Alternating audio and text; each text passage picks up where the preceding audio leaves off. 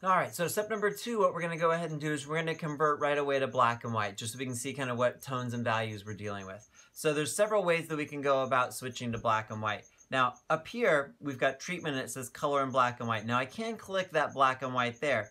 That will remove the color from our overall picture.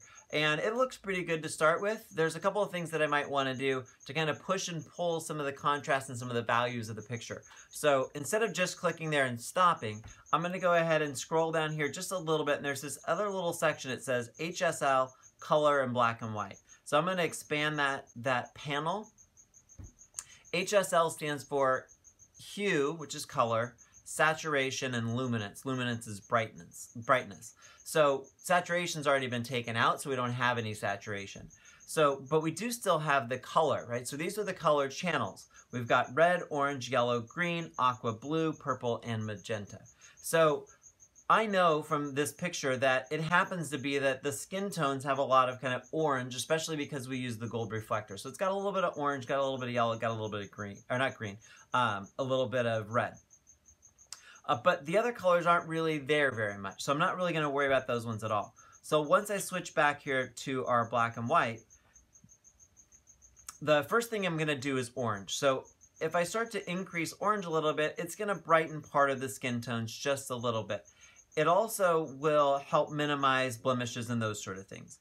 The yellow, I'm going to also see if I go in one direction or the other, what it's going to do, as we start to, change our overall values. Now the reds, usually with the reds, what I'm going to look at is the lips, right? So the lips have a tendency to have some red in them. If I bring them down a little bit, it's going to darken them. If I bring them up, it's going to lighten them. So usually, with the lips, we would like them to be just maybe a little bit darker. So I'm just going to pull that down to maybe -11. So there's my overall change. It's just a little bit of adjustment. We're just basically taking those values, pushing them up, pushing them down a little bit to help kind of give us the contrast that we want in the overall picture. Okay. Now once I've done that shift, I'm going to switch back into our basics panel and I'm going to play a little bit with the contrast because right now it's a little bit flat. So what I want to do is I've already brought down exposure to maintain some detail. So I'm going to go ahead and take those highlights and see, well, if I give it brighter or darker, I want to make sure that we maintain some detail in those highest values. So I'm going to bring the highlights down just a little bit. The shadows we can maybe darken just a tiny bit, and then maybe also give it a little bit of a richer black, which will give us a little bit more contrast in our overall picture. Okay. So what we're looking to do is just kind of give it a little bit more of that contrast so that we have a nice just kind of, because when we look at our picture, we want it to kind of stand out. So we want their face to really show, and we want there to be some blacks in there so it has some nice contrast when we go in and we look at our final image. The other thing that we're going to do for all of ours is I'd also like it to have a little bit of a darkness around the edges. So we're going to create what's called a vignette. That'll help concentrate our attention on that middle area so that the face, which is the most important, and the headshot's going to stand out.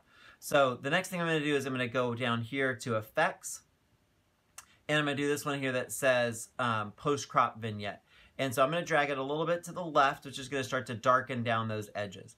And so as we do that, you can see we don't want to go too extreme, but we want to give it, a nice kind of darkness around those edges, which again will kind of push our eyes towards that center part so we really focus on their face. It's also going to help exaggerate the contrast. It's going to make their face kind of stand out against that darker background.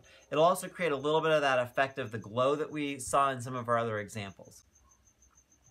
So we can play with things like midpoint, which will kind of push it out towards those edges a little bit more. The feather is going to be how sharp that edge is, so we don't want a sharp one, so we might want to feather it out a little bit more.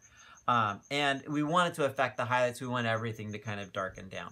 So I'm going to go ahead and do another snapshot there. We'll just call this black and white.